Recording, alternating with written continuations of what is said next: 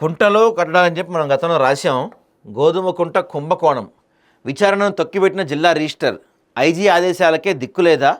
Medchal register కార్యాలయంలో అవినీతి పరాకాష్ట. కమిషనర్ లేఖలే మాయమైపోతున్నాయంటండి. కంచే చేను వేసినట్టు ప్రభుత్వ ఆస్తులను కాపాడాల్సిన రిజిస్ట్రేషన్ల శాఖే కబ్జాదారులకు కాపలాగా మారటం మేడ్చల్ జిల్లా చర్చనీయాంశంగా మారింది. గోధుమకుంట గ్రామంలో జరిగిన 76 అక్రమ రిజిస్ట్రేషన్ల వ్యవహారం చూస్తుంటే అవినీతి అధికారుల తీరు అడ్డదారిని పోయినాడుకు అడుగడుగునా గండం అన్నట్టు భయం లేకుండా ఏకంగా అండదండలే లభిస్తున్న విచారకరం.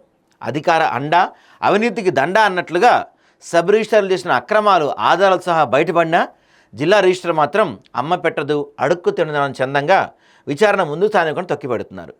ఐజీ ఆదేశాలకి దిక్కు లేకపోవడం చూస్తుంటే ఆ కార్యాలయంలో గురువుకు తగ్గ శిష్యులన్నట్లుగా చట్టం కంటే సొంత లాభాలే పరమావధిగా కనిపిస్తున్నాయి. ప్రభుత్వ ఆస్తులను కాపాడాల్సిన కంచే చేనుమేసిన చందంగా మేడ్చల్ మల్కాజీ జిల్లా రిజిస్ట్రేషన్ శాఖ తయారైంది. కీసర మండలం గోధుమకుంట సర్వే నెంబర్ 101లో జరిగిన 76 అక్రమ రిజిస్ట్రేషన్ల వ్యవహారం రాష్ట్ర వ్యాప్తంగా సంచలనం సృష్టిస్తుంటే జిల్లా రిజిస్టర్ మాత్రం ఏమీ తెలియని నటిస్తున్న వెనుక ఉన్న మరమేంటో ప్రశ్నలు తలెత్తున్నాయి.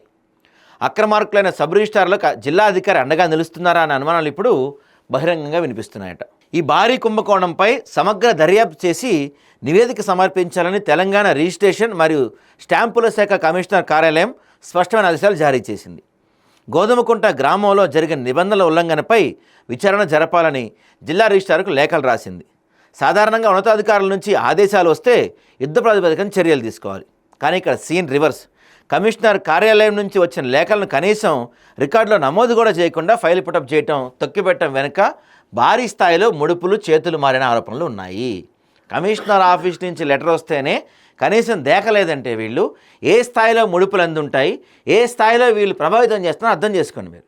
సహజంగా కమిషనర్ ఆఫీస్ నుంచి ఒక లెటర్ వచ్చిందంటే ఆగ మేఘాల మీద దానిపైన విచారణ చేస్తారు.